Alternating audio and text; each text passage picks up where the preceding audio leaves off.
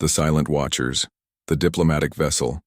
Harmony's edge drifted silently through the Kepler nebula, its sleek white hull reflecting the purple and gold gases that swirled around them like cosmic paint. Captain Elena Vasquez stood on the bridge, watching the beautiful display through the viewport. She had seen this sight 100 times, but it never grew old. Beauty like this reminded her why humanity had chosen the path of peace among the stars. "Captain, we're receiving a distress signal from the refuge station," reported Lieutenant Chen from the communications console. His voice carried the weight of concern that had become all too familiar in recent months. Elena turned from the viewport, her expression growing serious. Refuge Station was one of humanity's medical outposts, established to help war refugees from the ongoing conflicts between the Zephyrian Republic and the Makari Federation. It was neutral ground, protected by galactic treaties that even the most aggressive species respected, or so they had thought. "Put it through," Elena ordered, moving to the center of the bridge. The holographic display flickered to life, showing Dr. Sarah Martinez, the station's chief medical officer. Her usually calm demeanor was replaced by barely controlled panic. "Elena, thank God," Dr. Martinez breathed. "We're under attack. Kethvar. Warships appeared 20 minutes ago and demanded we evacuate. When we explained our neutral status and showed them our medical credentials, they opened fire." Elena felt ice form in her stomach. The Kethvar hegemony was a relatively new power in this sector, expanding aggressively across unclaimed systems. They were known for their military might and their complete disregard for diplomatic niceties. But attacking a medical station crossed every line of civilized conduct. "How many casualties?" Elena asked, though she dreaded the answer. 43 dead, over 200 wounded. "They're targeting our hospital wings, Elena. They're killing patients who can't even defend themselves." Dr. Martinez's voice cracked. "We need immediate evacuation. Our shields won't hold much longer." Elena's jaw tightened. "We're 12 hours out at maximum warp. Hold position and keep broadcasting your medical status. I'm sending an emergency diplomatic message to the Kethvar command." As the transmission ended, Elena turned to her communications officer. "Open a priority channel to Kethvar High Command. Full diplomatic protocols." The response came faster than expected. A massive Kethvar appeared on screen, his reptilian features marked with the scars of many battles. General Thexmore, one of the hegemony's most feared commanders. "Human vessel, you will not interfere with hegemony operations in this sector," General Thexmore growled without preamble. "Your medical station harbors enemies of the hegemony. It will be destroyed." Elena stepped forward, her voice calm but firm. "General, that station is treating refugees from multiple species under the protection of the Galactic Medical Accords. Article 7 clearly states that medical facilities are neutral ground during any conflict." General Thexmore's laugh was like grinding stone. "Human law means nothing to the hegemony. Your species hides behind words and treaties. The strong take what they need. The weak die. This is the way of the universe." "And what about the wounded Kethvar soldiers we've treated at that same station?" Elena asked. "The ones we saved when your own medical ships were too far away? Does their lives mean nothing?" For a moment, something flickered in the general's eyes. Then it was gone, replaced by cold indifference. Weakness. They should have died with honor rather than accept help from humans. The transmission cut off. Elena stared at the blank screen, feeling something shift inside her chest. For 300 years, humanity had worked to build peace among the stars. They had mediated conflicts, provided aid to all species without discrimination, and proven that cooperation was stronger than conquest. And now the Kethvar were spitting on everything they had built. "Captain," Lieutenant Chen said quietly, "I'm receiving reports from across the sector. 3 more human outposts have been attacked in the last 6 hours. The Kethvar are targeting our diplomatic stations, our trade posts, anywhere humans have established a presence." Elena closed her eyes for a moment, then opened them with new resolve. "Send a message to Earth Command, Priority Alpha. Tell them the Kethvar hegemony has declared war on human civilian installations. Request immediate diplomatic intervention and and tell them to prepare the alternatives. Every human in the bridge understood what alternatives meant. It was a code word that hadn't been used in over 2 centuries. A code word that referred to capabilities humanity had hoped never to reveal again. The next few weeks brought a cascade of horrors that tested humanity's commitment to peace like never before. The HFY attacks weren't random raids, they were systematic destruction of everything humanity had built in the outer sectors. Trade stations were obliterated, their crews given no chance to surrender. Diplomatic missions were targeted specifically, their peace envoys killed while trying to negotiate. The worst came when the HFY fleet reached New Geneva. New Geneva was humanity's crown jewel in the Outer Rim, a colony of 50,000 people who had transformed a barren world into a garden paradise. They grew food that fed refugee camps across 3 systems. Their universities trained young minds from dozens of species. Their hospitals had developed treatments that saved lives throughout the galaxy. General Thexmore's fleet arrived at New Geneva on a Tuesday morning when the children were in school and the farmers were in their fields. The colony's defense consisted of 3 patrol ships and an orbital platform designed more for asteroid deflection than warfare. They stood no chance. Captain Elena Vasquez, now commanding a small fleet of human vessels, arrived at New Geneva 18 hours too late. What she found made her question everything she had ever believed about the possibility of peace in the universe. The colony was gone. Not captured, not occupied. Gone. The HFY had used orbital bombardment to turn the entire settlement into a crater of molten glass. 50,000 people, including 8,000 children, had been vaporized in less than an hour. The only survivors were those who had been off-world when the attack began. Elena stood on the bridge of her flagship, staring at the ruins of what had once been humanity's hope for the future. Her communications officer, now promoted to replace the casualties they had suffered, approached cautiously. "Captain, we're receiving a transmission from Earth. High priority, encrypted." Elena nodded numbly. She had been expecting this call. "Put it through, private channel." The hologram that appeared was not the usual diplomatic corps' representative. Admiral Marcus Chen, former ambassador to the Galactic Council and now head of Earth's Strategic Command, looked older than Elena remembered. His eyes held the weight of difficult decisions. "Elena," he said quietly, "I've just finished briefing the Global Assembly about New Geneva. The vote was unanimous." He paused and Elena could see the pain in his expression. "We tried peace, Elena. For 3 centuries we tried to show the galaxy that there was a better way. We hoped we would never have to prove why humanity spent those centuries in preparation rather than expansion." Elena felt her breath catch. "Admiral, are you saying Protocol 7 is now active?" Admiral Chen said, his voice growing harder with each word.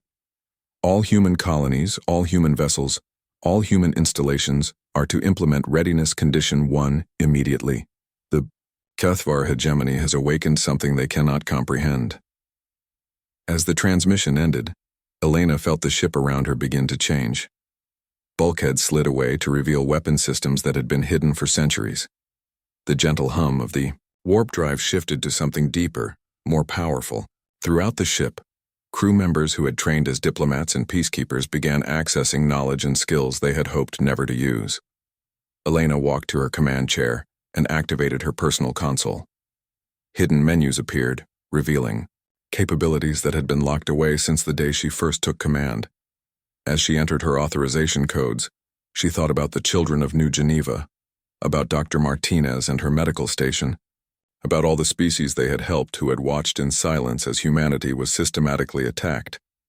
The galaxy had forgotten that humanity's peace was a choice, not a weakness. They had forgotten that sometimes the most dangerous predator is the one that chooses not to hunt. Elena's fingers hovered over the final authorization key. Once she pressed it, there would be no going back. Humanity would reveal what 3 centuries of peaceful development had actually produced. She thought of the children one more time, then pressed the key. Across human space, from the outer colonies, to the Sol system itself, ancient systems came online. The galaxy was about to learn why humanity had been so very, very quiet for so very, very long. The awakening Storm Admiral Marcus Chen stood in the Strategic Command Center buried deep beneath the mountains of Tibet. Around him, holographic May displays showed the positions of every human vessel, every human colony, every human installation across 47 star systems. For the first time in 300 years, they were all connected by systems that had been hidden since the early days of human expansion into space. Admiral. All stations report Readiness Condition 1 achieved, reported Colonel Singh, his Chief of Operations. Protocol 7 is fully active across all human territories. Marcus nodded, his expression grim. Protocol 7 had been developed after humanity's first encounters with hostile alien species, back when they were still learning that the galaxy was not the peaceful place their early explorers had hoped to find. It was a contingency plan that every human leader had hoped would never be necessary. "What's our total assessment, Colonel?" Marcus asked. Colonel Singh consulted his displays. 47 colonies, 1,200 deep space installations, and approximately 2,000 vessels of various classes, all now operating under Protocol 7 parameters. The Kethvar hegemony has unknowingly surrounded themselves with forces they cannot detect or comprehend. Marcus allowed himself a grim smile. The galaxy had been so focused on humanity's peaceful nature that they had never bothered to ask why a species capable of developing faster than light travel had been content to expand so slowly. They had assumed humanity was simply cautious, or perhaps lacking in ambition. They had never considered that humanity had been preparing. "Admiral," came a voice from across the command center. Dr. Elizabeth Warren, the head of the Xenological Studies Division, approached with a concerned expression. "I've been monitoring galactic communications networks. The other major powers are watching the Kethvar offensive against us with great interest. Some are even expressing approval." Marcus raised an eyebrow. Approval. The hegemony's actions against our colonies have been described as eliminating a soft influence by the Draconian Empire.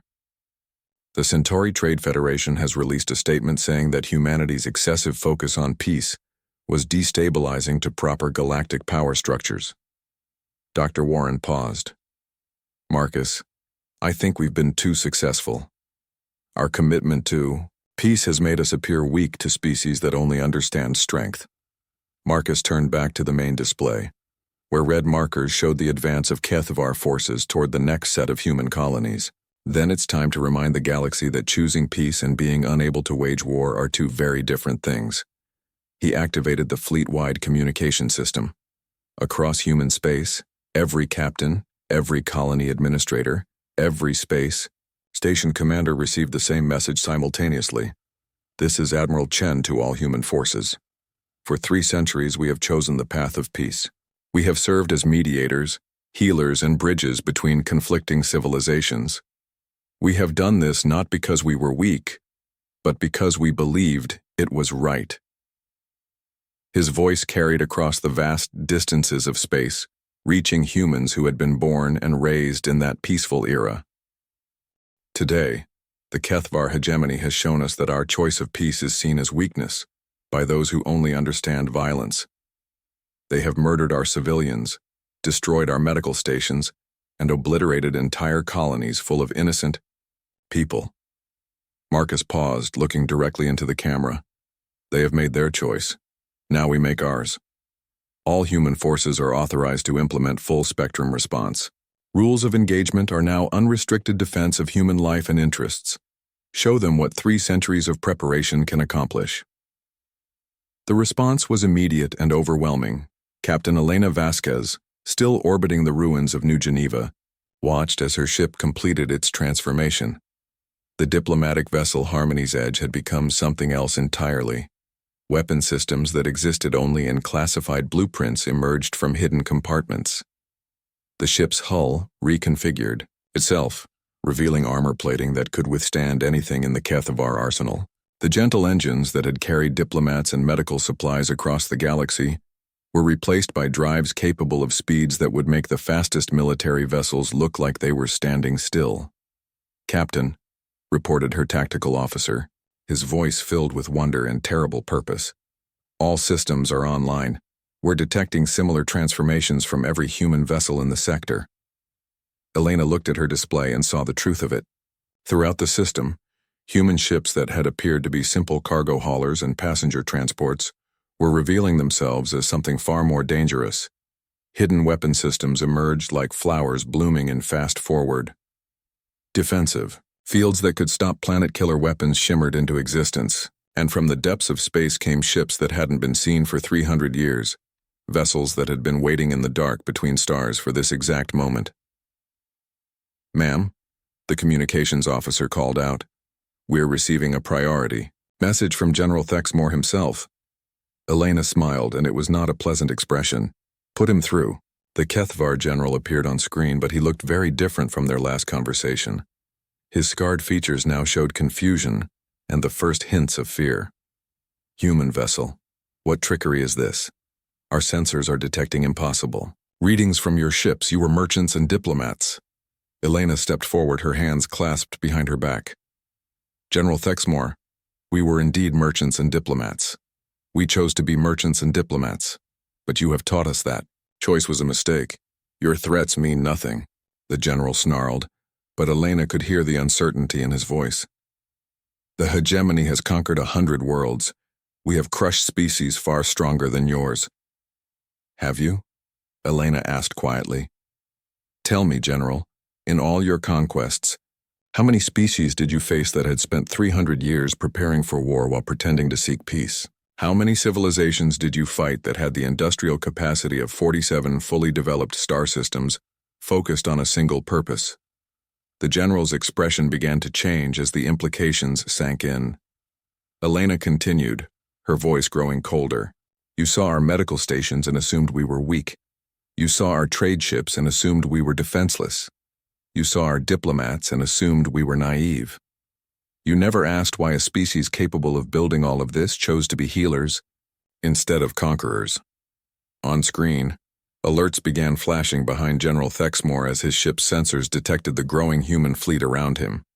"Now you're going to learn," Elena said, "what happens when you force peace-loving people to abandon peace."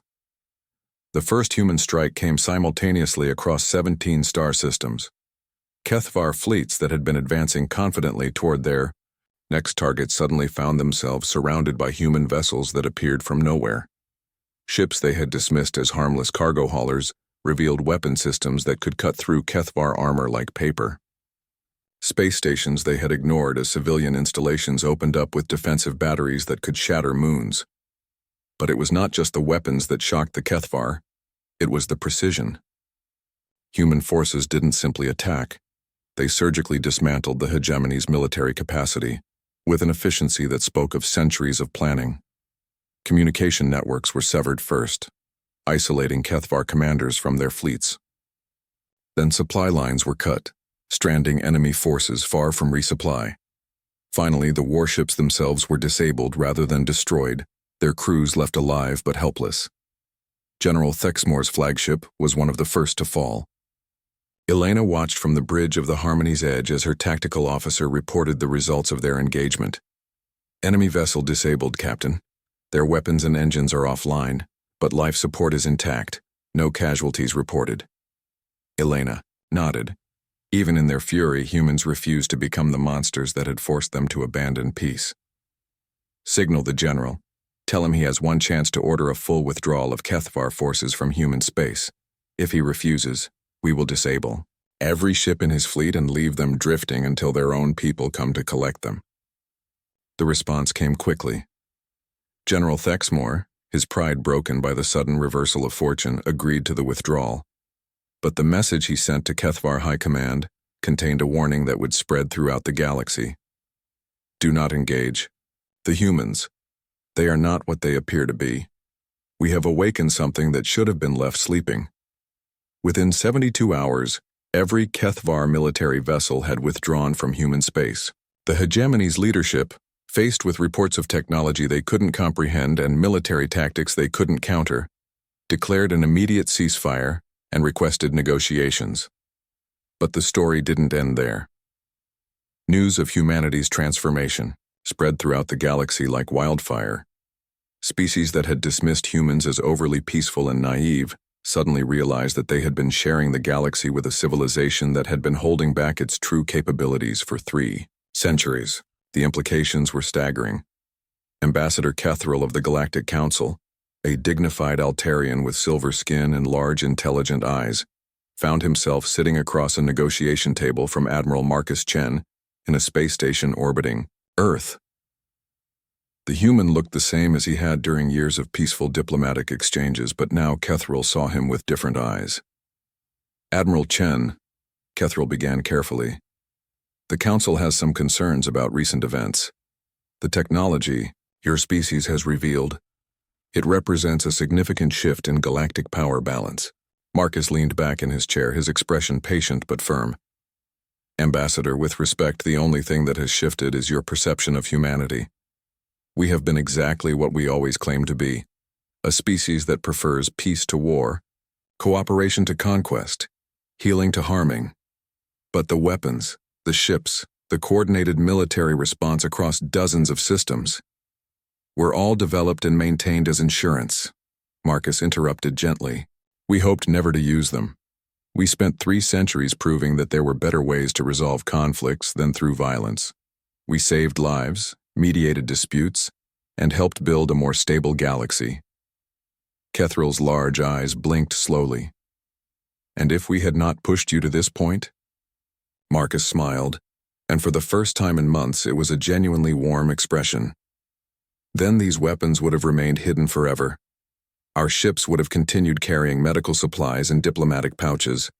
Our colonies would have continued feeding refugees and educating young minds from across the galaxy. But now, Kethril asked. Marcus stood and walked to the viewport, looking out at the blue and green planet below. Now the galaxy knows that humanity's peace was a gift, not a limitation. We hope that knowledge will make future conflicts less likely, not more. Kethril joined him at the viewport. The other species are frightened, Admiral. Some are calling for preemptive strikes against human colonies before you become too powerful. Marcus turned to face the alien ambassador, his expression serious but not threatening. Then perhaps you should remind them of what happened to the Kethvar hegemony when they tried to use force against us. We disabled their entire military network in 72 hours, and we did it without killing a single one of their soldiers. Do they really want to test whether we can be equally merciful a second time? The message was clear, and Kethril understood it perfectly. Humanity had revealed its true strength not as a threat, but as a promise.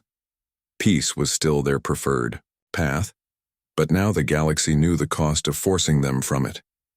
In the weeks that followed, the galactic balance shifted dramatically. The Draconian Empire, which had been preparing for expansion into human territory, quietly withdrew their border fleets. The Centauri Trade Federation, which had been imposing unfavorable trade terms on human colonies, suddenly became much more reasonable in their negotiations. Even the aggressive Kethvar hegemony began sending diplomatic envoys to discuss long-term peace treaties. Captain Elena Vasquez stood on the bridge of the Harmony's Edge, which had returned to its diplomatic configuration but retained access to its military capabilities. She was reading a report from Dr. Martinez, whose medical station had been rebuilt with defensive systems that could protect it from any future attacks. Captain, her communications officer called out, we're receiving a request for assistance from the refugee relief station in the Andromeda sector. They're asking for medical supplies and diplomatic support for peace negotiations between 3 warring factions. Elena smiled. Set course for Andromeda sector, best speed, and prepare our medical teams for deployment. She paused, then added, and make sure our defensive systems are online. Peace is still our first choice, but it's no longer our only choice. As the Harmony's Edge entered warp, Elena reflected on what they had learned. The galaxy had forced humanity to reveal its true capabilities, but in doing so, they had also revealed humanity's true character. Even with overwhelming military superiority, humans chose to disable rather than destroy, to protect rather than conquer, to heal rather than harm. The galaxy had feared nothing until humanity finally snapped. But what they discovered was not a monster, It was a protector that had finally decided to stop hiding its strength.